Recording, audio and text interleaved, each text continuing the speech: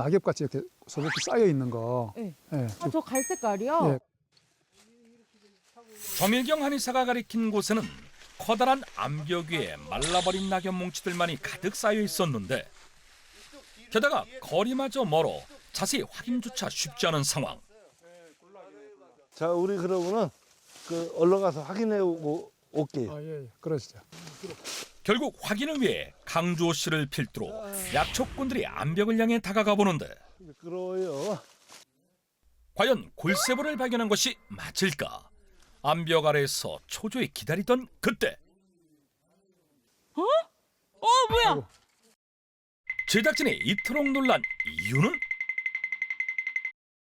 가파른 암벽을 타고 내려오는 강주호 씨 때문. 오직 가느다란 줄 하나에 온몸을 맡긴 채 깎아지르는 암벽을 내려오고 있었는데 보기만 해도 손에 땀이 쥐어질 만큼 아찔한 모습. 아, 조심하세요. 예. 천천히 하세요, 천천히. 뭐야? 설치해놓은 카메라까지 추락. 화면이 무섭게 요동치며 아찔한 높이를 실감케 한다. 조심하세요, 천천히. 한순간의 방심이 큰 사고로 이어질 수 있기에 베테랑 약초꾼 강주호 씨도 이를 지켜보는 사람들도 모두 긴장의 끈을 놓을 수 없다. 그렇게 조심스럽게 암벽을 내려가던 강주호 씨가 드디어 움직임을 멈췄는데 골세보 맞나요? 예, 골세보 맞습니다. 몇 터져요, 바위에. 마른 차풀 더미로 가득한 이곳에 골세보가 있다? 존재를 확인했으니 이제 본격적인 채취에 나선 강주호 씨. 암벽 위를 덮은 흙과 차풀 더미를 긁어내기 시작하는데 혹시 이 흙 밑에 골세보가 숨겨져 있는 것일까? 저 밑에서 받아줘요. 그런데 암벽에서 던져진 것은 저게 뭐야?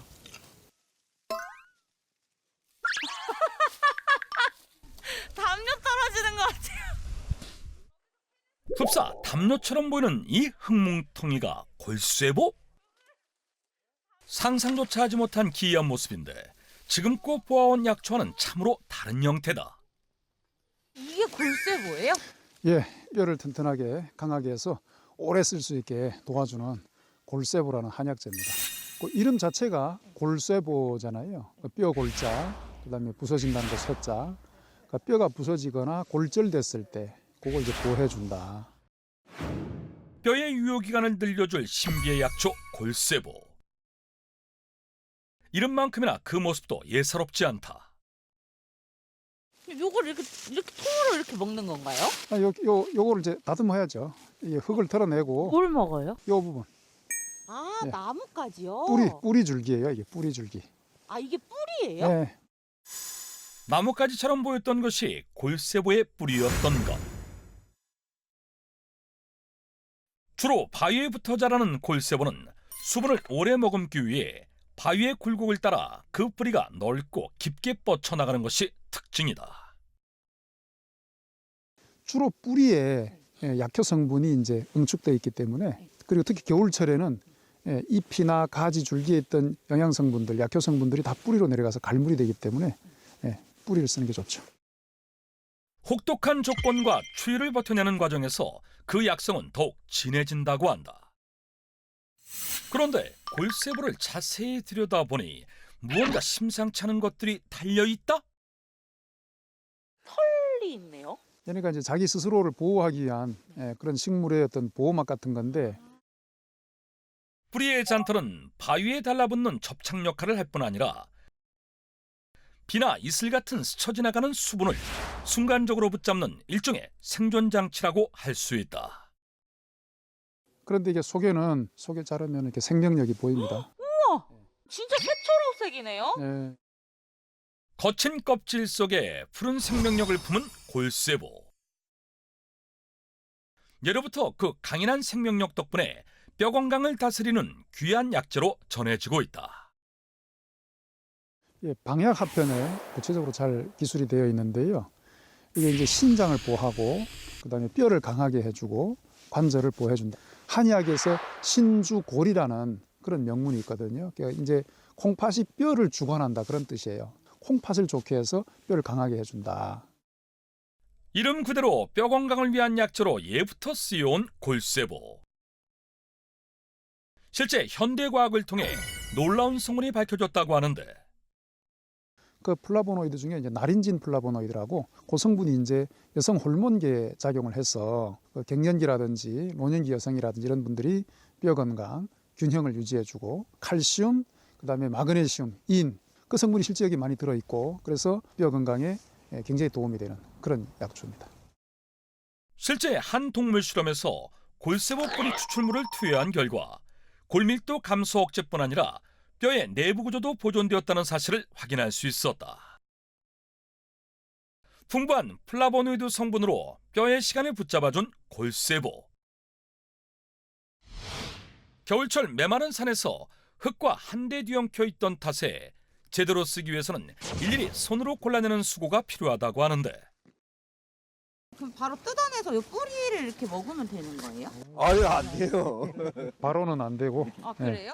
얘는 이제 부드러운 이제 솜털이 있어서 그게 좀 자극성일 수가 있고 그거에 알러지를 일으키는 사람들이 있어서 솜털을 좀 제거하고 왜냐하면 그 솜털 부분에는 약효 성분이 별로 없으니까 법제가 필요한 거죠, 법제. 아 법제. 네. 골쇠보를 활용하기 그 첫 번째 관문은 잔털 제거.